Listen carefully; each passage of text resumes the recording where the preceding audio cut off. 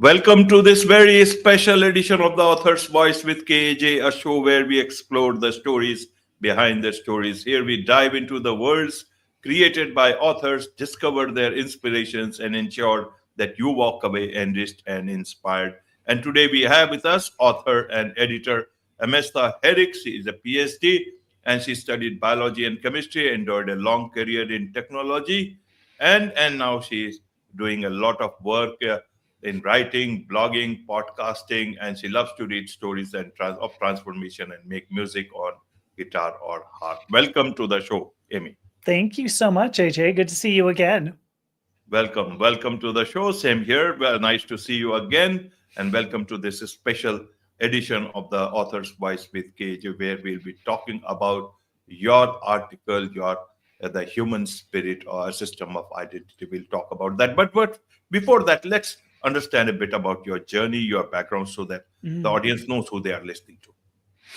Sure. Well, so you had mentioned I have my educational background was originally biology, genetics, actually. And then I went into chemistry. And after that, I went into technology, mainly because it was easier to find a job. No lie on that. But at 52 years old, after a lifetime of knowing I needed to do this, I ended up transitioning gender to present as a woman, to present as you see me now. And as I did that, I got these tremendous cognitive changes. I got a lot of the ability to feel emotions, the ability to feel joy and love and pain, but truly to feel those. It was like going from I hate to use this somewhat cliched way, but it was like going from black and white and going into color. Although you can still see things in black and white, so it's not even a great cliche. So transitioning gender helped me look at my own life and wonder how I became who I am. And so that's what all my writing is about. It's about the origin and the nature of identity, how we become who we are. And that's where, this article that we're going to discuss is about 2 years worth of thought that ended up getting distilled into it there. So that's my quick background for story. Absolutely. And here's the article on the screen, The Human System of Identity. This is one of the articles. You write so many of them, and as an editor, also editor-in-chief. So but this particular article, but before even that, means how did you get even into writing, Amy? I really sort of fell into it. I mean, I wrote a couple of articles so I started transition in July of 2022. And by October, I thought, oh my gosh, I've got to start writing this down. And I don't know how it happened, but people responded to it. They liked that I had they liked my authenticity, that I'm just talking about my story, and it ends up applying to greater than my story, greater than even just the queer community. It's a human experience. So I have no formal training in writing. I just started writing. I will admit, I've always had sort of the thought of language, grammar, punctuation as hobbies. So getting into this, it's been a way sort of to express myself in a way that I hadn't ever done before as a biologist or a chemist or a technologist. Now I get to make content. Seems to work. Absolutely. Seems to. Here we are talking the second time. One was on the master class, and this is not just this is just the beginning. Many more times we'll talk. But coming down to this particular article, The Human System of Identity, very intriguing. What led to this article? What's the story? What's the inspiration behind this particular article itself? So there are quite a few. The primary inspiration is that, especially if you're in the United States right now, I mentioned I'm transgender. The government, our current administration, is not particularly friendly to the transgender community. And when I started transitioning, I only wanted to talk about my own experience so that anybody who came after me would be able to see it and say, okay, well, I'm having a similar kind of experience. But I realize now there's much more need to discuss how we become who we are, because especially if, like I said, in the United States here, we're looking now at identity as formed at conception from genetics, and there is so much more to who we are than our physical nature. And so as I started as I was transitioning and thinking about myself and talking to many people about how they became who they are, uh, this article sort of came together in various ways. I can start talking through some of the components of how I got here, if you'd like. Yes, yes, please. All right. So one of the first things that I thought about in terms of identity was just originally, how do we know some of the things that we know? If I were to ask you what your favorite vegetable is, maybe you'd say broccoli, maybe you'd say asparagus. It doesn't make a difference. But if I told you, no, you're wrong, you would go, how can you tell me? Right? I can't tell you your favorite vegetable. And maybe you think, well, this is a little bit of a weak example, but what it does is it demonstrates that we have knowledge that we know, but we don't really know where it comes from. And I believe that we're born with this. And this I've called that, this set of knowledge that we're born with, our origin of identity. This is just something, these are values that we have that we're not going to change because we're born with them. Now, the issue there with our origin of identity, because we know things, but we also live in a society. We all have a social environment. And what we have to do in order to express what we know and who we are is having a sort of negotiation with our social environment. And this negotiation, what I mean is we're trying to find as much safety as we can. So, for instance, when I was growing up, I knew I liked things that were feminine. I knew I wanted to express the feminine, but my social environment said, no, that's not what you get to do because of how you were born. So this is where all of it came from. When I started thinking about what it was I knew and why I was unable to express it, that was how I came upon it. The idea that we have an origin of identity that needs to be expressed within our social environment. But it goes much deeper than that. Because this is just how we express ourselves on a day-to-day basis.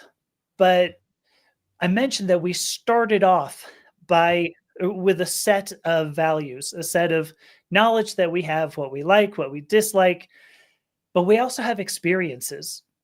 Every day we're experiencing life around us.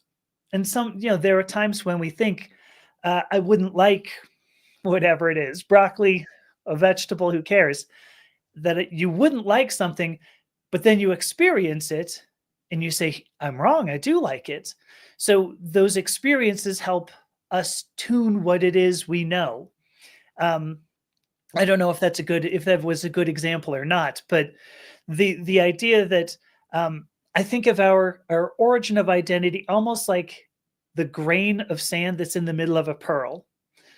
When you look at a pearl, if you were to cut a pearl open, there's a grain of sand in there somewhere, but the oyster has the process is called accretion, and the oyster has put layer upon layer on this piece of sand, as it's basically experienced the piece of sand.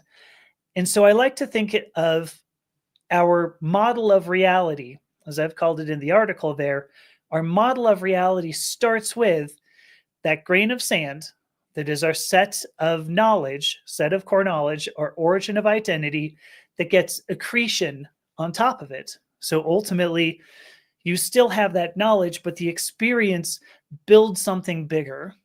And I don't think it's going to, I personally, anyway, don't believe it would change this core set of knowledge, but it can certainly change how you would want to express it. And I can give an example if you want. Um, the way that I thought about it, because I've got it in other articles, is that maybe you look at somebody and you go, "Oh, I really like big biceps or big pec muscles. I don't care, some big muscle." You go, "I really like that," but then you meet somebody, and the person is kind of a jerk, and then calls you mean names or whatever, and you realize this person's got really big biceps, big pecs, and then you go, "Gosh, I did like biceps and pecs, but this guy kind of turned me off of them." And so that's how I think we go from this grain of sand with the accretion of knowledge around it. So did I explain that anywhere Yes, near? yes, Amy. Well, very well.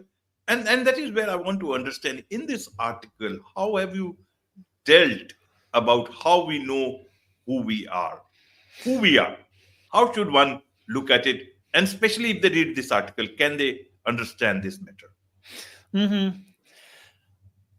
I want to talk. Let me talk in particular about gender, if I could.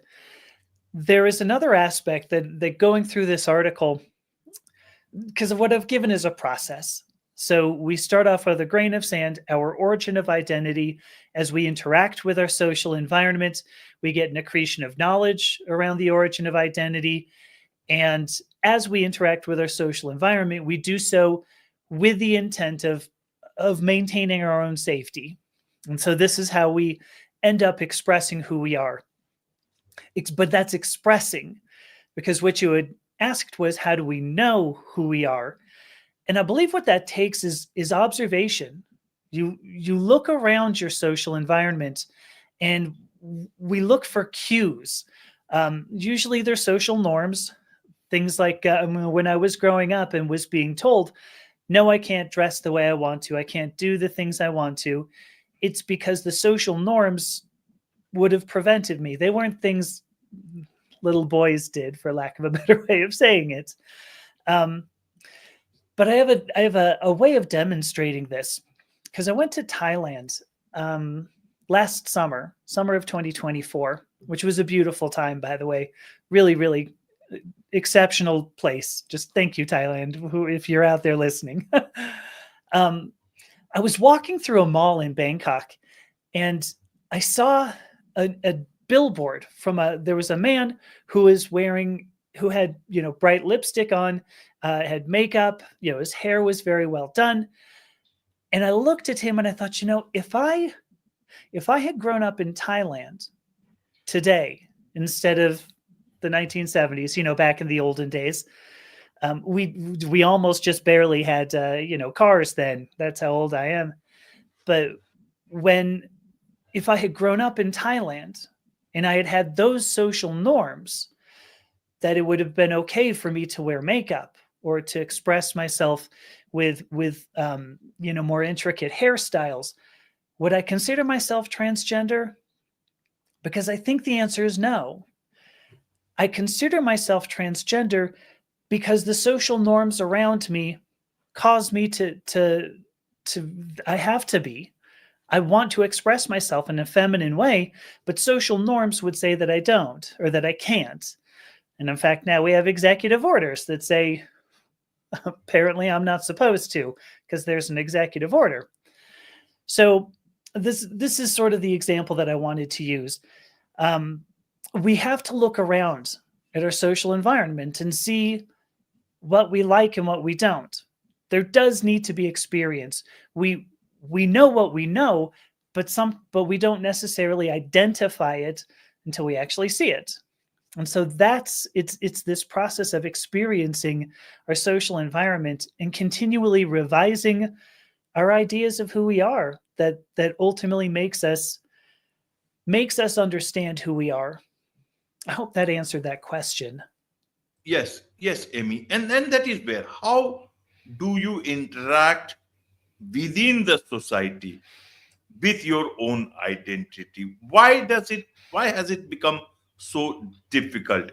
Is it because we are difficult, or the society is finding it difficult to understand identity the way they should understand it? Where is the Mm, issue? that's a really, really That's a really deep question. I think there are a few contributing factors. One of them is what I've just considered the purpose of a social environment. You have a social environment is ultimately defined a lot by its social norms, and things become social norms because a majority of people in that social environment consider it normal. I got to put that in quotation marks, but they consider it normal. And so the purpose of a social environment ultimately becomes to perpetuate the norms that made the social environment.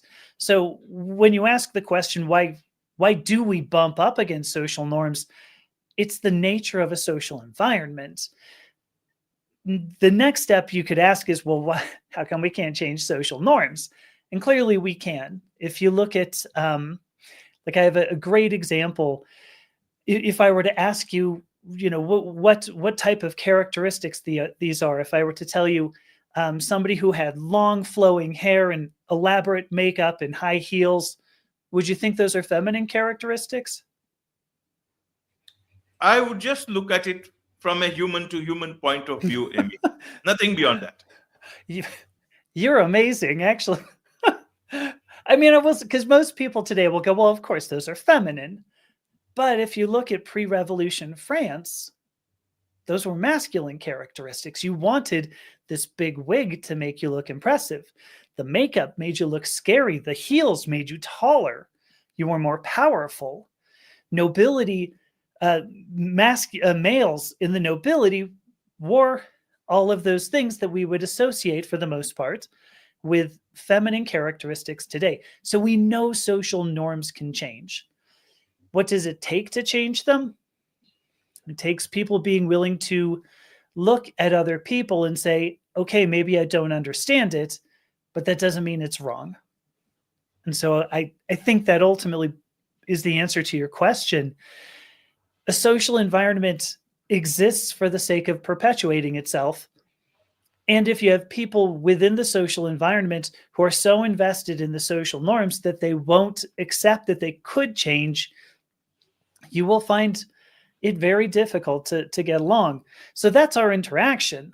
Um, I wish it were different. I wish that every child could grow up and just say, here are the things I like. And every parent says, good, go do it. We don't see that today. Absolutely. And why I said the human part, Emmy, is that you see, we have developed as a society. We have got intellect of a different level. Yeah. We presume that we are much more accommodative of other ideas. Earlier, it Yes. was not, because it was a different system of governments, different society altogether. But now, especially in democracies, we we give that whole accommodative atmosphere to others' ideas, views, everything else. And that is where we don't jump into conclusions. We ask others to tell about themselves, and then we Yes. take that on face value. And then we address people according to that. We talk to them according to that. We just see how they want to be, treated, just as they treat others as the way you want yourself to be treated. Right. And that is where, so Right. my first assumption would not be any assumption except that the person is a human. Mm. Beyond that, everything else comes in.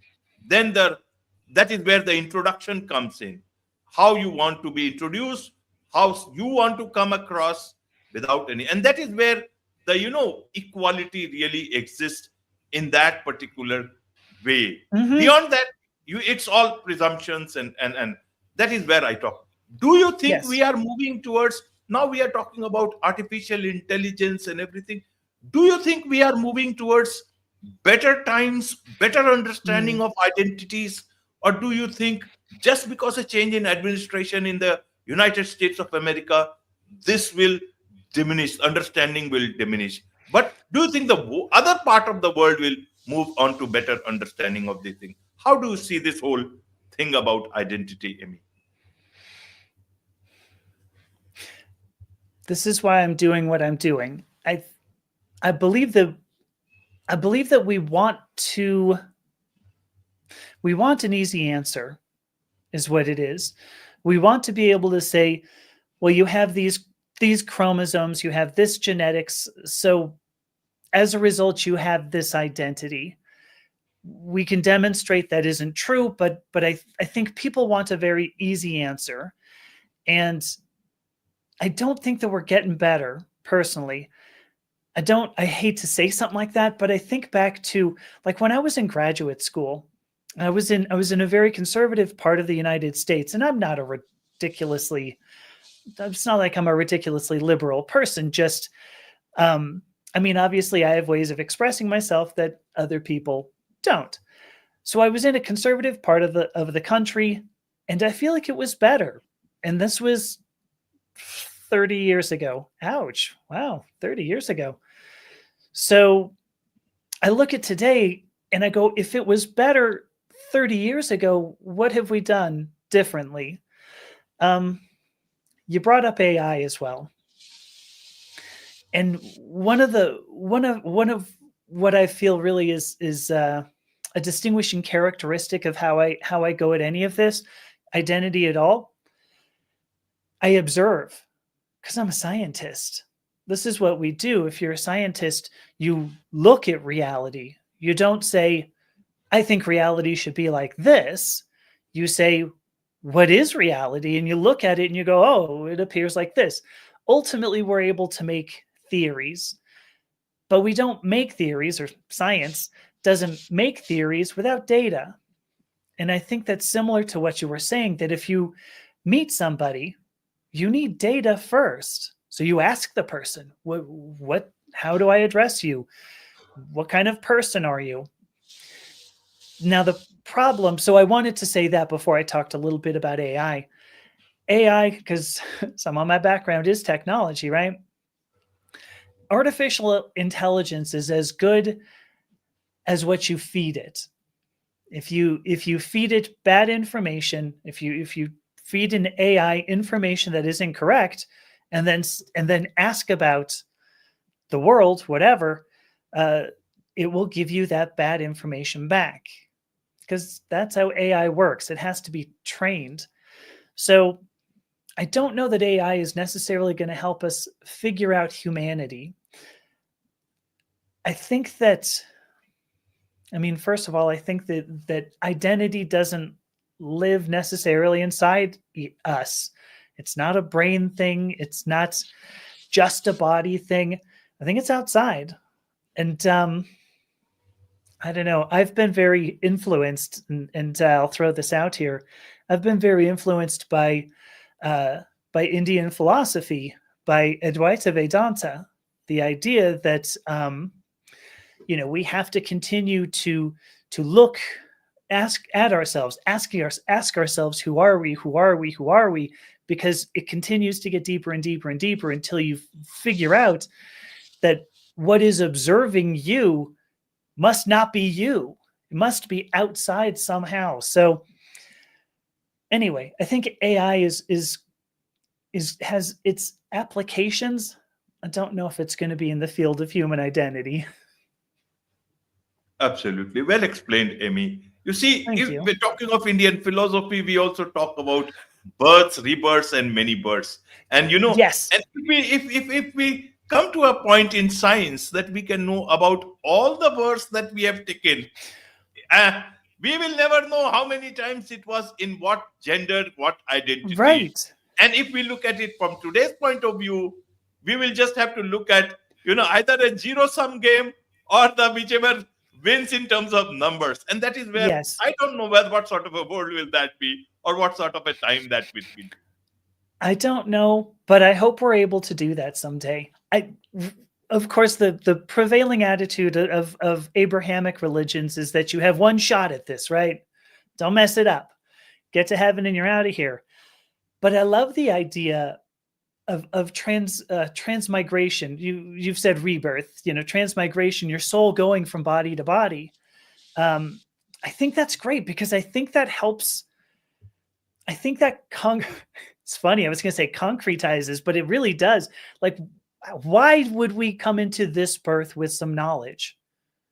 We could only come into this birth with some knowledge if we acquired it somewhere else, like, say, the last birth that we took and then the birth before. And so I don't believe the accretion that we have is truly just a grain of sand, but it started off as a grain of sand that turned into a pearl, and that pearl was the grain of sand for the next birth. And then we have the accretion. So really what we have is a big, massive pearl by the time we've gotten here. But yeah, I hope that we ultimately are able to map out lives that we've had before, births that we've taken before. I think it would open up so much. I think it would give humans a much better focus on what's valuable to us. Is it valuable to us that we have $100 million right now? Probably not, because you're going to leave that behind when you take the next birth. So I think that was beautiful. Thank you for bringing that up. I never want to bring that up because people go, "Oh, you're a weirdo," but No, I don't know that there's any way to say it. We have millions and millions of stories Mhm. about it. All depends on what perspective you look at things, not to Yes, look at ideas from a weird perspective, but to better understand things from ever. That is where history comes in. That is where philosophy comes in. That's where right. spirituality comes in. That's where everything else comes in. We try to Mhm. understand things from whatever knowledge data we have best at that Right. point in time. Right. Hubble Right. would show things differently, and Webb telescope would show things differently. Nothing has changed. Reality hasn't changed. It's just the perspective that changes. Yes, I agree. Right. So I want to understand through this article, what is it that you want readers to take away? What insight you want, message you want the readers to take away Mm. from this? The biggest reason that I started writing about identity is because I think we as humans really struggle to see ourselves in context, I think is the word I want to use. We struggle, we think of ourselves as individuals, yet we are very influenced by our social environment. And so but in the meantime, our social environment is very small, especially if you look in terms of multiple lives. That one social environment is tiny. That one bit of experience is tiny. And so what I would love for people to get out of this is just to see that humanity, in individual human in context, is much, much deeper and yet smaller than we want to think. I believe very strongly in individual rights. I believe that because we are human, we do have certain aspects about ourselves that must be respected. And I will certainly say that we're not always, humans are not the only thing on the planet. And so I would love for people to see themselves in greater context, much greater than, okay, I've got to go get next year's iPhone. That we see ourselves perhaps even taking care of our earth, taking care of each other. It doesn't seem like it would be that silly, but that's my dream. Absolutely. There's much to learn from you, from your articles, from your writing, and I'm sure Thank a you. lot of people would want to connect with you, Emmy. What's the best way for them to do so? The best way to connect with me is through my personal website, which is amethysta.io. So it's amethysta.io. And then all of the articles that I've written are on a website that's easier to spell, although longer. It's genderidentitytoday.com. So I would love for people to reach out to me. This is what I do. It's crazy to think that I've gone from studying reality to making theories about it, but I love talking about this, and so if you want to reach out, please do. Absolutely. With this, it's a wrap on this very special edition of the Author's Voice with KAJ. Thank you so much indeed for joining us. Thank you.